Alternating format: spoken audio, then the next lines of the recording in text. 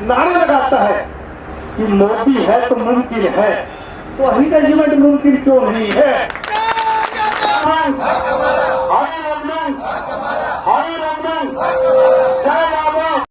भारतीय सेना में अहि रेजिमेंट के गठन को लेकर संयुक्त अहि रेजिमेंट मोर्चा की तरफ से अनिश्चितकालीन धरना किया जा रहा है।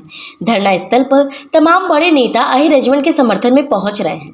इसी कड़ी में हरियाणा के पूर्व मंत्री राव नरबीर सिंह व हरियाणा के पूर्व डिप्टी स्पीकर संतोष यादव भी पहुंचे। इस दौरान पूर्व मंत्री राव नरबीर सिंह ने कहा कि देश का आम आदमी नारा लगाता है मोदी है तो मुमकिन है, फिर अहि रेजिमेंट मुमकिन क्यों नहीं? इसलिए मुझे पूरी उम्मीद है कि मोदी के नेतृत्व में अब की बार अहि रेजिमेंट का गठन हो। एक दल की सरकार नहीं रही 2 सालों में, कई प्रधानमंत्री बदले और एक जो रक्षा मंत्री था वो अपना बात नहीं चला सकता था। आज जो सरकार है वो 7-8 साल से एक दल की सरकार है, पूर्ण बहुमत की सरकार है। और मैं कहना चाहता हूँ कि ये कहावत नहीं, देश का आम आदमी नारे लगाता है कि मोदी है तो मुमकिन है, तो अही रेजिमेंट मुमकिन क्यों नहीं है? आप लोग लगे हो। मेरा ये आकलन है कि ये जो धरना प्रदर्शन है ये आपके लंबा चलने की उम्मीद है। ये ठीक बात, हम सही कहते हैं कि अहिरवाद के लोग नरम है, मौके पे तो मारते हैं, इलेक्शन आओगा तो उनका वोट पर करते हैं, वैसे धरना प्रदर्शन कम होता है। लेकिन अब के जो मुद्दा उठा है आम आदमी में जोश है, और अकेला ही नहीं 36 ज्यादा करता हूँ और 23 तारीख को सब भाई सब राजनीतिक लोग इसमें आए और हम उनका सबका स्वागत करेंगे। भारतीय सेना में अहि रेजिमेंट की मांग को लेकर लगातार अब आवाज बुलंद होती जा रही है। गुरुग्राम के खेड़की दौला स्थित धरना स्थल पर तमाम बड़े नेता पहुंच रहे हैं। इस दौरान पूर्व मंत्री राव नरबीर सिंह ने पिछली सरकारों का भी उदाहरण देते हुए कहा कि पहले हालात ऐसे नहीं थे कि अहि रेजिमेंट बनाया जा सके, क्योंकि पहले कई दलों की मिलजुल कर सरकार थी, लेकिन अब केंद्र में और हरियाणा प्रदेश में एक ही पार्टी की पूर्ण बहुमत सरकार है और लोगों का हुजूम और गाँव की मांग है कि अब की बार अहि रेजिमेंट बनाना चाहिए। इसलिए अब की बार मांग पूरी होगी। हालात ऐसे नहीं थे कि कई दिनों की मैंने कहा सरकार थी। अब 7-8 साल से प्रदेश में और देश में भी एक पार्टी की सरकार है, पूर्ण बहुमत की सरकार है। और मेरा मानना है जिस प्रकार से लोगों का हुजूम निकल रहा है, लोगों की मांग है, गांव से आदमी आ रहे हैं, तो ये मांग अब की बार पूरी होगी। लोग, देश के आम आदमी लोग नारा लगाते हैं कि मोदी है तो मुमकिन है, तो फिर अहि रेजिमेंट मुमकिन क्यों नहीं? इसलिए मुझे पूरी उम्मीद है कि मोदी जी के नेतृत्व में अब की बार अहि रेजिमेंट का गठन होगा। जब तक नहीं बनेगी आंदोलन, मुझे उम्मीद आपके चलता रहे। तमाम बड़े नेता, सबका समर्थन, और अकेले अहिर बिरादरी का नहीं, सभी जाति के लोगों का इसको समर्थन मिल रहा है। यादव ने भी कहा कि भारतीय सेना के पूर्ण गठन के समय अहि रेजिमेंट का नाम नहीं आया। हालांकि यदुवंशियों की संख्या आज़ादी से पहले के युद्ध में और आज़ादी के बाद में युद्ध में उन्होंने बड़ी कुर्बानियां दी है और राष्ट्रीय एकता और अखंडता के लिए उन्होंने सर्वोच्च बलिदान देने का कार्य भी किया है।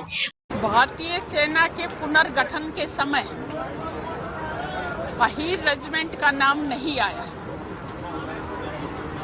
यदुवंशियों की संख्या आजादी के पहले के युद्ध में और आजादी के बाद के युद्ध में इन्होंने बड़ी कुर्बानियां दी हैं।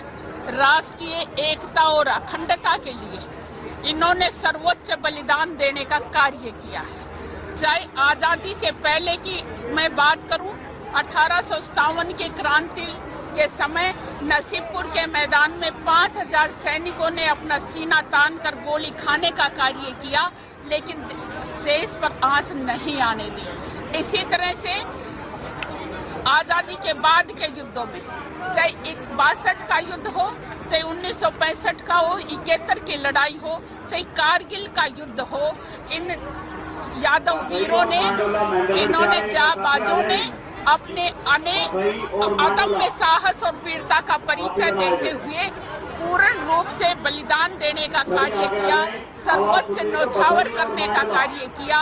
अनेकों मेडल इनको प्राप्त हुए, वीरता के मेडल प्राप्त हुए, परमवीर चक्र मिला, विक्टोरिया क्रॉस मिले, लेकिन मान और सम्मान, स्वाभिमान का तगमा, रेजिमेंट का नाम, अहिर रेजिमेंट का नाम, वो नहीं मिला। ये अनुशासित लोग बाग हैं, देश के लिए मरने मिटने को तैयार हैं। एक बात के लिए ये सारा ये धरना प्रदर्शन चल रहा है, जो कि कि यहाँ के वीर और वीरांगनाएं सेना में भर्ती होकर जो अदम्य साहस और वीरता दिखाते हैं, उनका उन्हें नाम मिले, इस बात का धरना और प्रदर्शन है। तो हम सभी राजनेता दलगत राजनीति से ऊपर उठकर ये मांग करते हैं कि जो यदुवंशियों ने प्रण लिया है, जो इनके अंदर दंश है, उनको सम्मान मिले, उनकी प्रतिष्ठा को सम्मान मिले, यही मुद्दा। वहीं भाजपा से गुरुग्राम जिले के उपाध्यक्ष ने कहा कि देश की आजादी से पहले और देश की आजादी के बाद अहीरों ने काफी कुर्बानियां दी है। ऐसे में अहीर समाज केवल यही चाहता है कि जब हम देश के लिए शहादत दें, तब हमारे कंधे पर अहीर रेजिमेंट लिखा जाए। देखिए, देश की आजादी से पहले और आजादी के बाद अहीरों ने बहुत कुर्बानी दी है और हम कुछ नहीं चाह रहे। अहीर समाज जो चाह रहा है वो यही चाह रहा है कि भाई जब हम शहादत दें तो हमारे कंधे पर अहीर रेजिमेंट लिखा है। तो मैं आपके चैनल के माध्यम से भी यही कहना चाहूँगा कि भाई अहीर रेजिमेंट हक हमारा। आंदोलन जारी है, उग्र रूप में नहीं है। आंदोलन हमारा शांति प्रिय आंदोलन है। 23 तारीख को भारी संख्या में लाखों लोग यहाँ पे पहुँचने वाले हैं। तो मैं यही कहना चाहूँगा कि 23 तारीख तक कुछ ना कुछ सरकार को इस पे ध्यान देना चाहिए और अहीर रेजिमेंट के गठन की घोषणा कर देनी चाहिए। गुरुग्राम के खेड़की तौला में 4 फरवरी को अहीर रेजिमेंट की मांग को लेकर अनिश्चितकालीन धरना शुरू हुआ था और आज लगभग 1.5 महीना हो गया है। ऐसे में 23 मार्च को अहीर समाज एक बड़ा प्रदर्शन भी करेगा ताकि सरकार को भारतीय सेना में अहीर रेजिमेंट की मांग को लेकर चिताया जा सके।